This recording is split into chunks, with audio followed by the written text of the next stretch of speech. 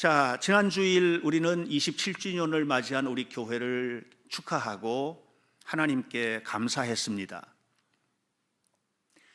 27년 된 우리 교회는 시온성과 같은 교회이기를 바라는 말씀을 함께 나누었습니다. 시온성과 같은 교회는 우리 교회의 표현대로 하면 예수 향기 가득한 하나님 백성 공동체 현대교회입니다. 그 하나님 나라 백성 공동체, 이 하나님 나라라고 하는 것은 뭐냐면 하나님이 통치하시고 이끌어 가시는 나라예요. 여러분, 각 나라에는 통치자가 있죠. 우리나라에도 대통령이 최고 통치자예요. 미국에도 대통령이 있고 일본에 수상이 있고 어느 나라는 왕이 다스리는 나라들도 여전히 존재합니다. 그런데 이 최고 통치자, 통수권자가 어떻게 나라를 다스리느냐에 따라서 우리들의 삶에 있어서 굉장히 다양한 것들이 펼쳐지게 되거든요. 역사상 수많은 나라들이 세워졌다가 꺾이고 세워졌다 꺾이고 했습니다. 우리나라도 신라시대가 있었고 고려시대가 있었고 또 조선시대가 있었고 그리고 대한민국이 지금 이렇게 진행돼 오는데 얼마나 오랫동안 이 나라가 지속될지 또 어느 순간인가 또 나라 이름이 바뀌는 순간이 올지 하는 것은 알 수 없습니다. 이것은 인간 통치자가 얼마나 연약한가 하는 것을 보여주는 것입니다. 로마는 1000년이라는 역사를 가지고 있지만 망했습니다. 그런데 창세로부터 마지막까지 끊임없이 이어져가는 유일한 나라가 있는데 그것을 하나님 나라라고 합니다. 하나님 나라는 하나님이 통치하시는 나라입니다. 그것은 인간의 나라가 어떤 나라들이 세워졌느냐라고 하는 것, 그것에 따라서 움직여지지 않습니다. 지구상에는 유엔에서 인정한 약 200여 개의 나라가 있습니다. 그 나라를 말하는 것이 아닙니다. 하나님 나라는 하나님께서 이끌어 가시는 나라이고 하나님이 통치하시는 나라입니다. 저는 우리 현대교회 성도들이 여기에 눈을 뜨게 되기를 바라요. 여러분은 대한민국 국민이시지만 하나님이 이끌어 가시는 나라의 백성이에요. 여기에 눈을 뜨게 되시기를 바랍니다. 이걸 눈을 뜨는 자와 뜨지 못하는 자의 삶은 전혀 다릅니다. 하나님 나라를 사는 사람들이 하나님 나라의 백성인데 하나님 나라의 백성이라는 것은 아버지이신 하나님이 책임져 주시는 나라를 사는 거거든요. 아버지이신 하나님이 책임져 주시는 나라. 저는 저에게 아들이 둘이 있어요. 그리고 손주가 하나 있고 손녀딸이 하나 있는데, 손자, 손녀가 있는데, 그런데 제가 우리 큰아들이 이제 며느리하고 함께 학원을 운영을 하다가 피아노 학원을 하나 다시 새롭게 냈어요. 그렇게 새롭게 내서 희망을 가지고 리모델링까지 딱 마쳤을 때 코로나가 터졌어요. 그런데 300만 원이 넘는 월세를 이제 내야 되는 거거든요. 계속해서 그렇게 내야 되는데 이게 뭐 엄청나게 난처한 일이 벌어졌죠. 저는 그것을 지켜보는 거 힘들고 어떻게 도와줘야 될지를 고민을 하고 이렇게 하는데 우리 성도들 중에서 걱정하시는 분들은 계신데 구체적으로 도와주겠다고 내가 어떻게 도와야 돼요? 이렇게 말하시는 분들은 없어요. 무슨 얘기예요? 아들이 아닌 거예요. 아들이라는 것은 그런 거예요. 아들이라는 것은 부모된 자의 입장에서 무한히 책임져야 되는 존재예요. 여러분, 우리가 정말 중요한 것은 뭐냐면 하나님이 내 아버지가 되신다는 것을 아는 아들과 딸, 이것을 너무나도 확실하게 알고 있는 하나님 나라의 백성이라면, 여기에 눈을 뜬 사람이라면 삶이 다른 거예요. 삶이 다른 거예요. 근데 보통 사람들은 머리로는 아는데 눈을 뜨고 그거를 보지를 못하고 살아요. 그래서 여전히 절망하고 여전히 괴롭고 여전히 난처하고 이렇게 살아가고 있는 거예요. 아브라함이 하나님의 부름을 받았습니다. 아브라함이 하나님을 부름을 받고 인생을 살아갈 때 그에게 있어서 가장 중요한 가치관에 관한 부분이 히브리서 11장 10절에 기록되어 있죠. 이렇게 기록되어 있습니다. 아브라함은 하나님께서 부르시는 그 땅으로 갈 때 갈 바를 알지 못하고 갔다. 그러나 하나님이 계획하시고 지으실 터가 있는 성을 바라보았다 그랬습니다. 아직은 아무것도 이루어지지 않았는데 하나님이 하실 일을 바라본 거예요. 그리고 그 일들이 당대에 금방 이루어진 것은 아니었지만 아브라함이 한 걸음을 딱 가서 돌 하나 놓고 이삭이 또 한 걸음을 또 탁 나가서 돌 하나 놓고 이렇게 나갔을 때 여러분, 아브라함의 그 후손들이 이루어냈던 역사 속의 일들은 어마어마합니다. 하나님께서 다 하신 것을 그들은 그대로 믿고 있는 겁니다. 오늘 저는 우리가 하나님 나라 백성 공동체, 다시 말하면 하나님 나라를 살아가는 백성이라면 하나님께서 나를 만지고 계시고 이끌어 가신다는 확실한 믿음을 가지고 그것을 두 눈을 번쩍 뜨고 바라보면서 어떠한 경우에도 이겨내는 은혜로운 삶을 살아가시기를 축복합니다. 하나님 나라 백성으로 사는 사람들에게 나타나는 현저한 특징이 뭐냐? 예수님이 향기가 가득하다는 거예요. 그게 우리 교회 정체성이에요. 예수님이 향기가 가득하다는 거예요. 이 사람에게는 예수 향기가 나는 거예요. 여러분에게 예수님의 향기가 나야 해요. 말 속에서, 눈빛 속에서, 행동 속에서 무슨 일을 할 때에도 예수님 향기로 가득한 하나님 나라 백성으로서 삶을 살고 있는가? 가족들과 관계 속에서 가까운 사람과도 먼 사람과도 심지어는 내가 조금 좀 거칠거칠한 사람, 내 마음에 좀 들지 않는 이런 사람들과의 관계 속에서도 그렇게 우리는 살고 있는가? 살 수 있는가? 이건 뭐냐 하면 하나님을 두 눈 뜨고 번쩍 뜨고 보는 사람은 전혀 다르다 이 얘기하는 거예요. 오늘 설교 제목이 야복강입니다. 아주 단순한 제목이죠. 야복강입니다. 그런데 그 내용이 굉장히 함축적입니다. 야곱이 야복강을 건너기 전과 야복강을 건넌 후가 완전히 다른 사람이 됩니다. 전혀 다른 사람이 됩니다. 야복강 건너기 전에 야곱은 하나님을 믿는 사람이었습니다. 야곱이 야복강을 건너기 전에 야곱은 우리식으로 말하면 열심히 교회도 다니고 매주마다 한 번도 안 빼놓고 교회 다니고 성경 공부도 하고 수요일 예배도 드리고 금요일 예배도 드리고 새벽 예배도 드리는 뭐 그런 사람이었습니다. 그래도 예수 향기 안 날 수 있습니다. 그래도 하나님 믿는 깊은 믿음의 지점까지 도달하지 못할 수도 있습니다. 야복강을 건너고 난 다음에 야곱은 전혀 존재 자체가 달라졌습니다. 그러니까 야곱이 어떤 삶을 살아가느냐라고 하는 것은 야곱이 지금 뭘 바라보고 있느냐에 따라 다 달라지는데 야곱이 야복강을 건너기 전까지 바라봤던 것은 성공이었습니다. 성공은 중요합니다. 성공해야죠. 다 성공해야죠. 그런데 야곱이 야복강을 건너고 난 다음에 바라보았던 것은 하나님이었습니다. 야복강을 건너기 전에 우리가 바라봤던 것이 우리 일상의 삶을 어떻게 할 것인지에 대한 것이 컸다면 야복강을 건넌 우리가 바라보는 것은 예수님이 나에게 누구지, 어떻게 하면 하나님의 말씀대로 살지, 이것이 중심이 됐다는 거예요. 그 중심에 야복강이 자리 잡고 있습니다. 야복강 이전의 야곱의 스토리, 야곱의 이야기는 아브라함이나 이삭이나 요셉의 스토리하고는 좀 다릅니다. 아브라함의 이야기를 보면은 어떻게 이렇게 살 수 있을까? 이삭을 보면 이삭의 우물 사건이 창세기 26장에 나오는데 우물 파면 그건 우리 땅에다 팠으니까 내 거야 하면 또 양보하고 가고 또 양보하고 가고 또 양보하고 가고 계속 양보하고 이건 진짜 이게 그 세상 사람들이 하는 얘기로 제가 농담으로 합니다. 이거 부처님 반토막 같은 사람이로구나 말이죠. 못 사는 거예요 이게.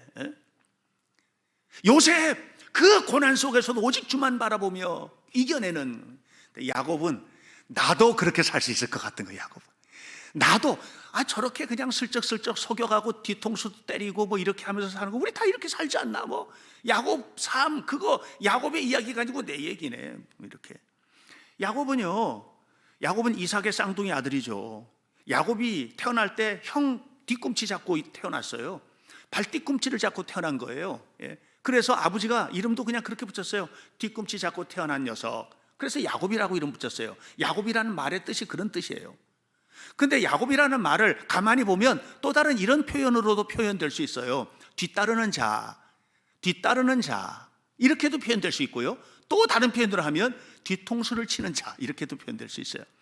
야곱이 평생을 그렇게 살았어요. 형의 뒤통수를 쳐서 장자 명분 뺏고, 아버지 뒤통수를 쳐서 형이 받을 축복을 자기가 대신 받고, 외삼촌 집에 가서 살 때 외삼촌 뒤통수 쳐서 외삼촌의 집에 있는 좋은 양, 좋은 염소 다 자기 걸로 만들고.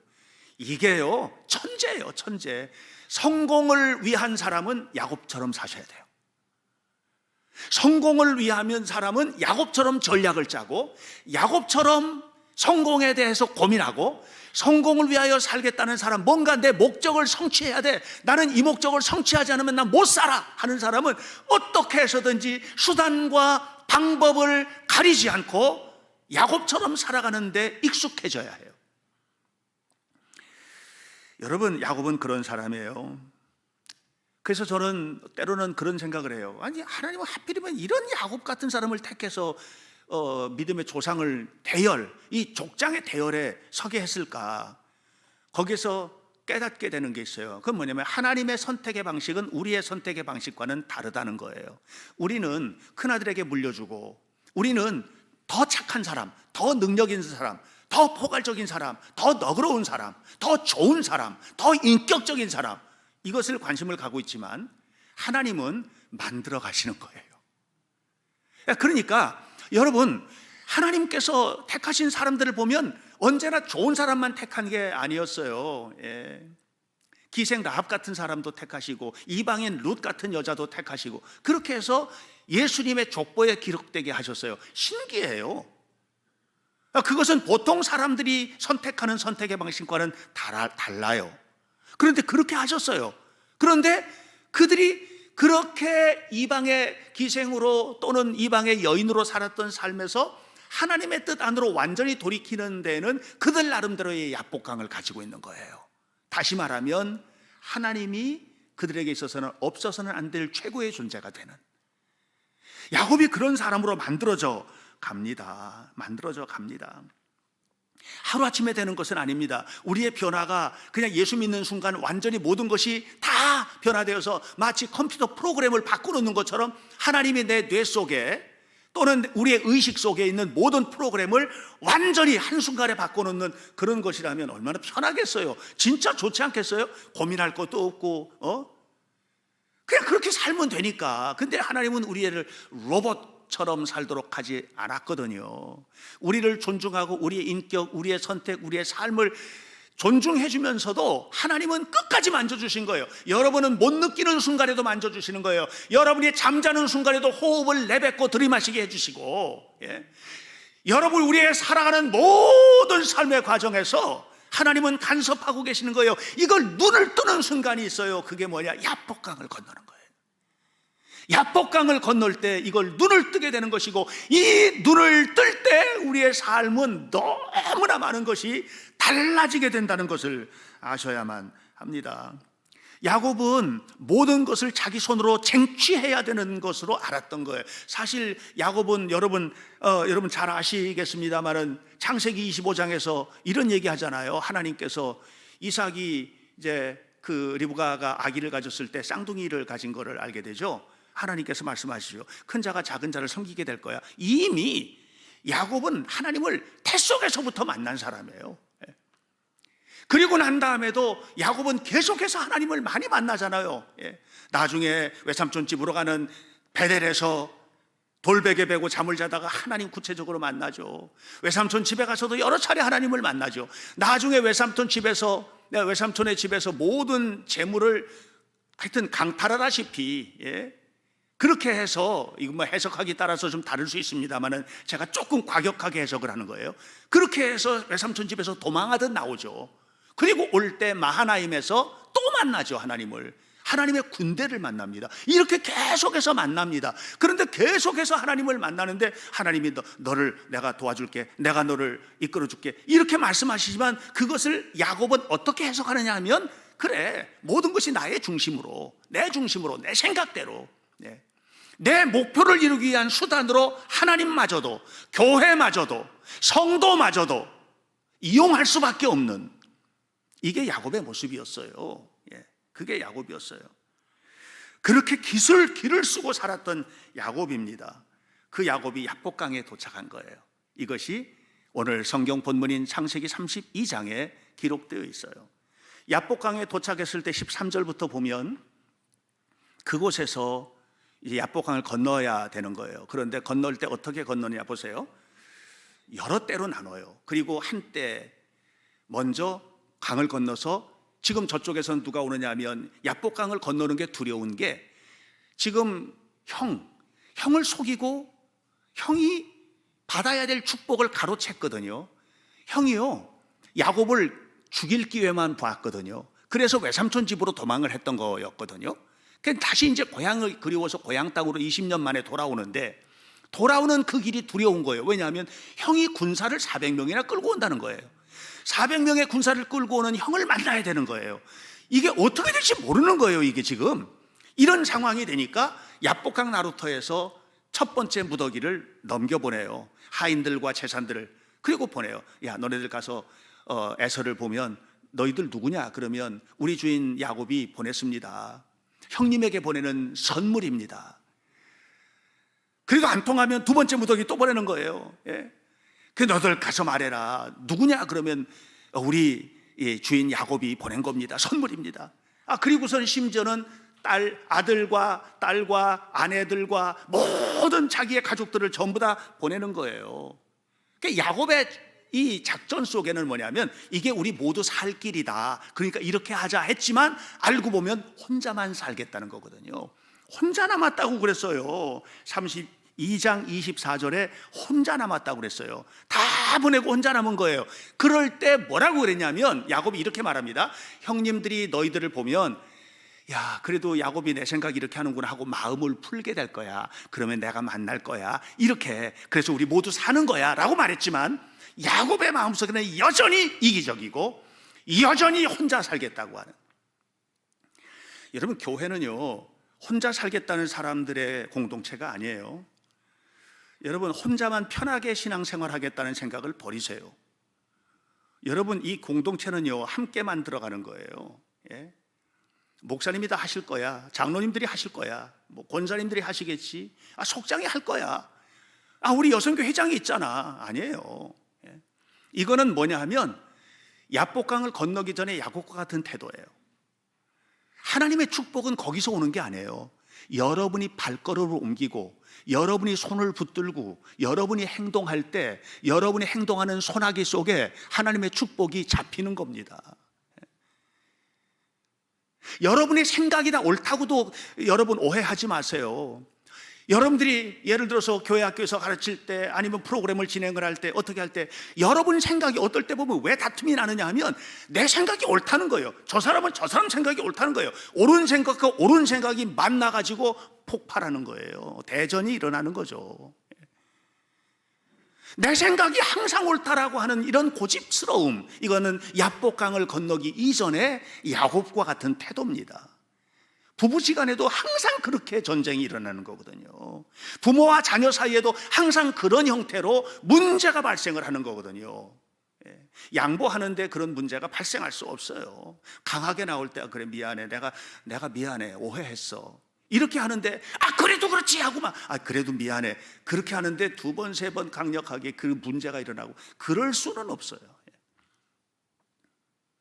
여러분, 지금 문제가 일어난 겁니다.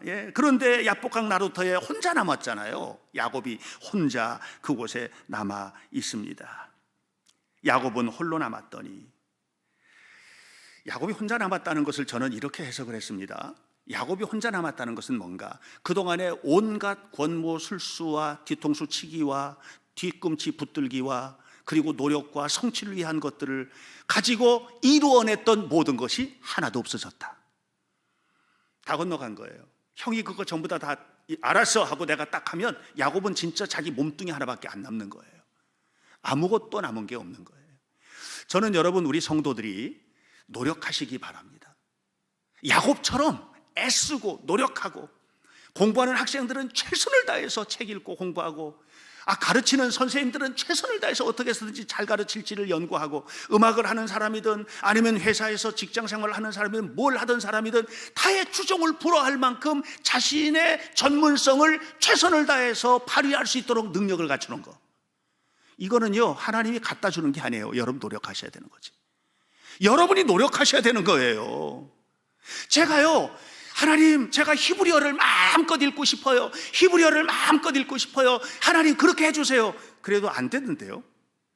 그런데 제가 그거를 끊임없이 암송하고 또 외우고 하니까 제가 히브리어로 성경을 꽤 많이 외웁니다. 제 노력한 결과예요. 여러분 아셔야 돼요. 야곱처럼 노력하셔야 돼요. 최선을 다하셔야 돼요. 그런데 한 가지를 더 하셔야 돼요. 그러나 그 모든 것이 하나님에 잡히지 않으면 그 준비한 모든 것들이 어느 순간에 내가 생각지도 못했던 방식으로, 내가 생각지도 못했던 순간에 아무것도 아닌 게 될 수 있다는 것을 아셔야 돼요. 여러분이 이걸 아셔야 돼요. 제가 아는 어떤 교수 한 분이 있는데 이분은 건강관리를 얼마나 잘하는지 몰라요. 너무너무 잘하는 거예요. 먹는 것도 가리고요, 운동도. 안타깝게 50을 넘기지 않고 죽었어요. 지켜지지가 않더라고요. 내가 지키고 싶은 것들이 있어요. 그러면 하나님께 맡기세요. 내가 가고 싶은 길이 있어요. 그러면 하나님께 보여드리세요. 하나님께서 이끌어 가시도록, 하나님께서 책임져 주시도록, 하나님께서 인도하시도록 그렇게 여러분 하시기를 바랍니다. 이렇게 우리가 살아가게 될 때 그 속에서 하나님께서 하실 일들이 얼마나 많은지, 우리가 행하는 모든 가운데에서 야곱과 같은 방식이 아닌, 이 야곱이 야복강 나루터를 건너기 전과 같은 방식이 아닌 방식으로 살자. 야곱은 혼자 남았습니다. 24절 보면 이렇게 기록되어 있습니다. 천사와 그 혼자 남은 곳에서 천사와 밤이 새도록 날이 밝아올 때까지 씨름을 했다고 그랬습니다. 야곱이 싸움을 건 것이 아니라 하나님이 싸움을 걸어오신 거예요. 어느 순간에 여러분에게 하나님이 싸움을 걸어오세요. 피할 수 없는 싸움을 걸어오세요. 그 싸움에 야곱이 덤벼든 거예요. 그리고 이 싸움을 열심히 싸우면서 하나님께 그동안에는요 발버둥을 치며 살았거든요. 발버둥은 왜 치느냐 하면 내가 할 수 있을 때 발버둥을 쳐요. 내가 가진 지식과 능력을 가지고 뭔가를 할 수 있을 때 이것도 해보고 저것도 해보고 이것도 해보고 막 발버둥을 치는 거예요. 수렁에 더 깊이 빠져들어가게 되는 순간이 와요. 근데 야곱이 그렇게 살았는데 마지막 순간에 깨달은 거예요. 이게 아니라 하나님께 매달려야 되는 거로구나. 하나님께 탁 매달렸어요. 하나님이 데려가시는 거예요. 업힌 거예요, 그냥 하나님의 등에. 여러분이 그렇게 하나님의 등에 업히게 되시기를 주님의 이름으로 축원합니다. 그렇게 하면서 야곱이 깨달은 게 있어요. 뭐냐 하면 딱 업히고 나니까 보이는 거예요. 하나님이 축복하지 않으면 아무것도 아니라는 거예요. 26절, 나를 축복하지 아니하면 가게 하지 않겠습니다. 하나님이 축복해 주십시오. 하나님이 내 아들도 내 딸도 내 남편도 내 아내도 내 가족들도 내 부모도 내 형제도 하나님이 축복해 주십시오 하고 엎드려 기도하세요. 기도하세요. 우리 교인들 너무 기도의 깊이가 없어. 기도가 깊어져야 돼. 그래서 두 눈이 딱 뜨이고 하나님이 축복하시는 꼬투리를 딱 잡는 이런 역사들이 나타나야 하는데, 그러려면 구체적으로 무릎 꿇는 시간을 가지셔야 돼요. 그렇게 하나님 앞에 기도하면서 나갈 때 하나님께서 그를 건너게 하시는데, 딱 건너게 하시면서 이름을 바꿔주시죠. 너 이름을 앞으로는 이스라엘이라 할게, 이렇게. 너 이름을 이스라엘이라 할게, 이렇게. 전에는 야곱으로 살았잖아요. 야복강을 건너기 전까지 야곱으로 살았잖아요. 그럼 뭐예요? 뒤꿈치 잡고 뒤통수 때리고 이렇게 살았던 거예요. 자기 성취와 목적과 성공을 위해서 모든 것을 활용을 했잖아요. 그런데 이제는 이스라엘이에요. 뭐예요? 하나님과 겨루는 자가 된 거예요. 이 무슨 얘기냐 하면 하나님과 동행하는 자란 말이에요. 하나님과 함께하는 자가 된 거예요. 하나님과 함께하는 것이 최고인 자가 된 거예요. 여러분, 사도 바울이 예수님을 만나죠. 사도 바울이 예수님을 만났던 다메섹으로 내려가는 그 자리가 야복강이에요. 그 전까지 하나님을 안 믿었던 게 아니에요.